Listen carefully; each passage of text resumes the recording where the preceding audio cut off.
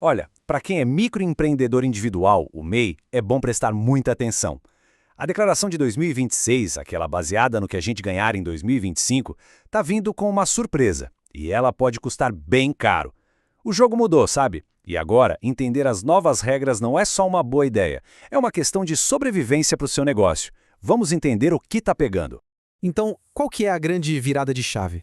É simples, mas é poderosa. A Receita Federal agora está com tudo automatizado. Ela consegue cruzar suas informações financeiras num piscar de olhos. E o que isso quer dizer na prática? Quer dizer que aquele dinheiro do seu trabalho, sabe, aquele que cai na sua conta de pessoa física, por Pix, por maquininha, agora vai ser somado junto com o faturamento do seu CNPJ. A Receita vai olhar para tudo como uma coisa só. Agora uma pergunta bem direta para a gente pensar junto. Você recebe Pix de cliente na sua conta pessoal? Sabe aquele jeitinho, né? O cliente pergunta onde pagar e a gente fala, pode mandar no meu Pix pessoal mesmo. Pois é, esse hábito, que parecia tão inofensivo e que tanta gente fazia, virou simplesmente o maior perigo para o seu enquadramento como MEI hoje.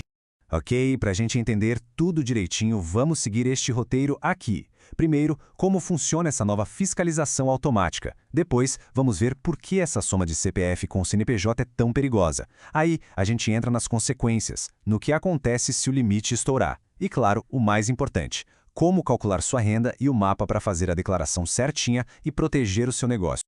Vamos começar pelo começo, então. A nova fiscalização automática. O que é isso?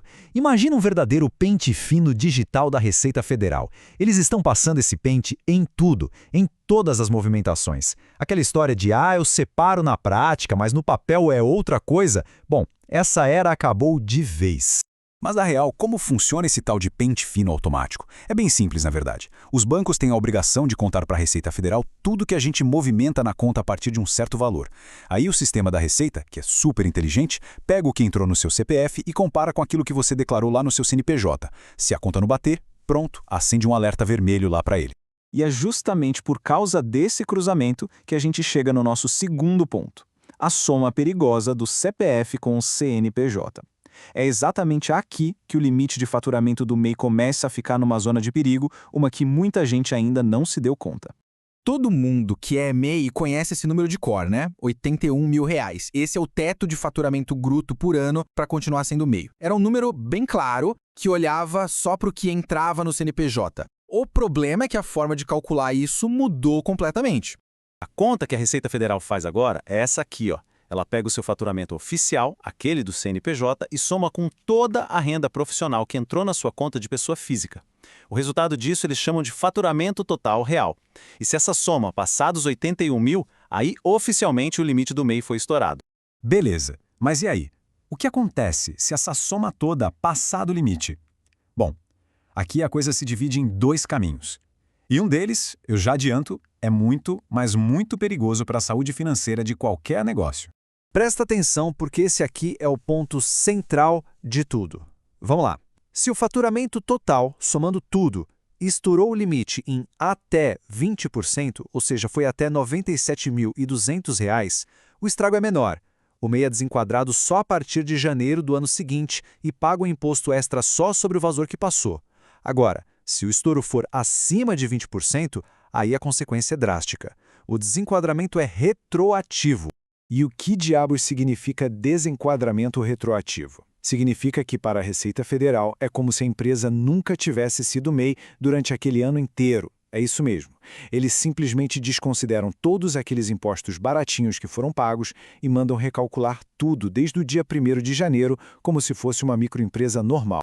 E para a gente ter uma ideia do tamanho do problema, olha só esse gráfico. É o que a gente pode chamar de bomba tributária. Pensa num faturamento total de R$ 100 mil no ano.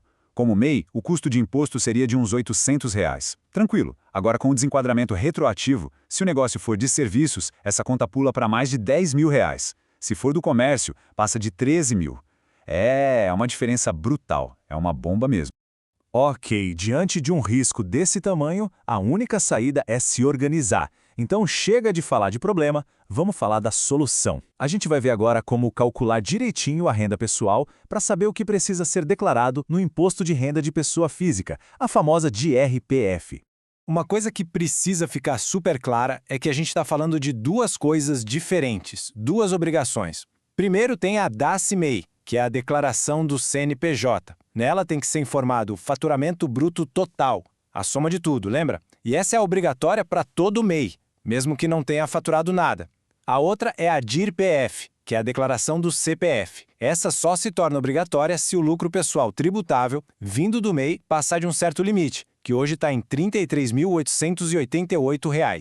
Tá, mas e como é que a gente calcula esse tal de lucro tributável? Esse é o pulo do gato. E o passo a passo é esse aqui. Primeiro passo, você pega seu faturamento bruto anual. De novo, é a soma de tudo que entrou. Passo 2, desse valor você tira as despesas do seu negócio que consegue comprovar. Passo 3, agora vem a parte boa. O governo presume que uma parte do seu faturamento é lucro e isenta de imposto. Para serviços, são 32%. Para comércio, 8%. Essa parte é o seu lucro isento. E, finalmente, o passo 4. O que sobrou, depois de toda essa conta, é o seu rendimento tributável. E é esse valor que, se passar dos 33.888, te obriga a declarar o imposto de renda no seu CPF. Para a gente fechar com tudo amarradinho, vamos organizar as ideias no mapa estratégico. Pensa nisso como um resumo, um checklist de ações para blindar o seu MEI na declaração de 2026. Olha só, esse aqui é o plano de ação. É o que precisa ser feito. Primeiro, na declaração do CNPJ. Entregar até maio e declarar o faturamento real, a soma de tudo. Segundo, na do CPF. Fazer o cálculo e, se for obrigatório, declarar. Mas a ação mais urgente de todas está na parte financeira. É fundamental parar imediatamente de usar a conta pessoal para receber de clientes. Centraliza tudo na conta PJ. E por último, planejamento. Se você já está vendo que vai estourar o limite, se adiante. Faça o desenquadramento voluntário. Acredite, é infinitamente mais barato do que ser pego na fiscalização. Eu sei. Nesse momento, muita gente deve estar pensando: tá, mas e se eu simplesmente fingir que nada disso aconteceu e não declarar o que recebi no meu CPF? Olha, no passado isso até podia ser uma aposta. Hoje, com o cruzamento automático de dados, não é mais uma aposta, é uma certeza de que vai dar problema. Tentar omitir essa renda vai gerar uma cascata de problemas, e é tudo automático. Primeiro, queda direto na malha fina, não tem escapatória. Depois, vem a multa, uma multa pesada que vai de 75% a 150% em cima do imposto que deveria ter sido pago. E não para aí, vem o desenquadramento compulsório, aquele retroativo com a bomba tributária que a gente já viu, e em casos mais sérios isso pode virar até um processo criminal por sonegação fiscal. E essa frase aqui, ela resume tudo, né?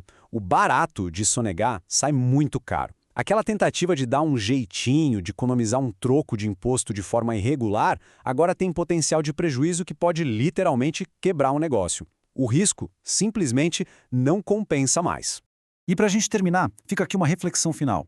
Com essa fiscalização se tornando algo inevitável, ter uma organização financeira deixou de ser só uma boa prática, uma coisa opcional. Virou uma questão de sobrevivência para o MEI. A pergunta não é mais se um negócio vai precisar se organizar, mas quando? E a questão que fica é: o seu negócio está preparado para essa nova realidade?